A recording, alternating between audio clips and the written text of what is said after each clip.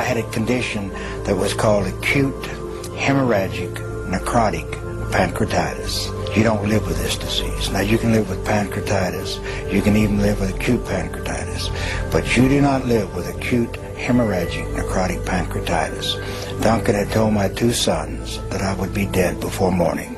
They didn't expect me to survive. And, I'm laying there. Now, I'm a professed atheist, and when I say professed atheist, I didn't believe in God. I believed in the power of the universe because I'd seen it. I'd seen it, life and death. As a physician, I dealt with life and death. I believed in something, but don't talk to me about God, and surely don't talk to me about a resurrection or a virgin birth or this type of thing, because I am in research science. PhDs in research science, the majority of them do not believe in God.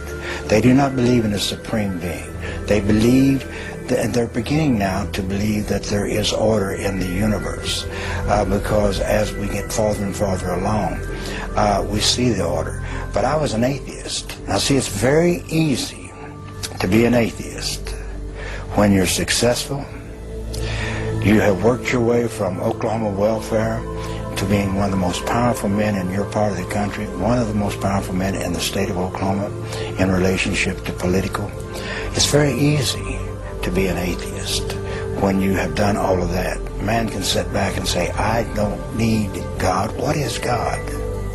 But it's very difficult to be an atheist when you're laying on your deathbed, because you begin to think, what if these people are right?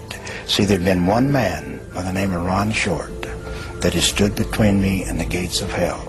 One man that had witnessed to me about the love of Jesus for 5 years before I became ill. One man.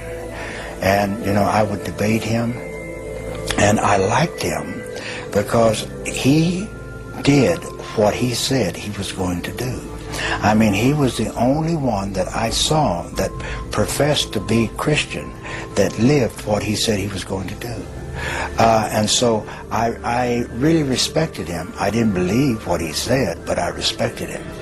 But when I'm laying on my deathbed and knowing that I'm going to die, guess who I thought about? I thought about, what if Ron is right? What if there is a heaven and a hell? And so the most immediately, the most pressing thought in my mind is, how do I get saved? What is saved?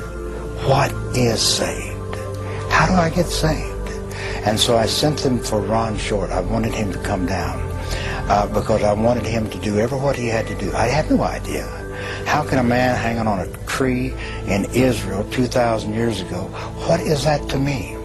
But I knew that he had something that I had to have. And that night, see, I had him go for Ron, but Ron wasn't home. Ron was in Alabama. And so I had him go and send for Ron. And that night was the longest night that I've ever had in my entire life, before or since. And that night is, as I would be laying there in bed, as I'm laying there in bed, I would begin to fade away. I would begin to fade away. As I would fade away, I would begin to go down. Now, it was like darkness. It was so dark.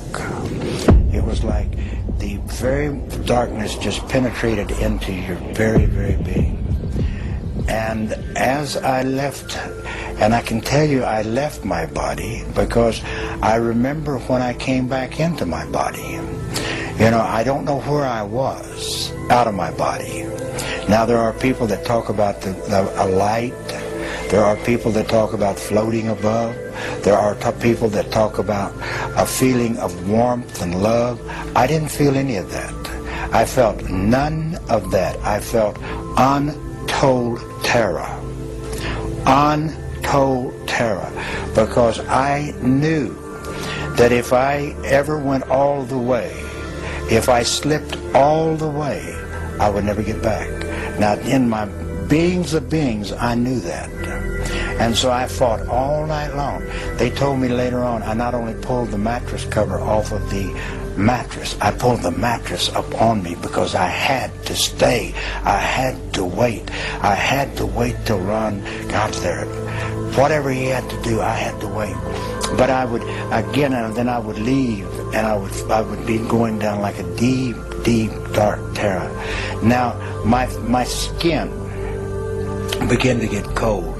Now, it's not like cold when you walk out into the air.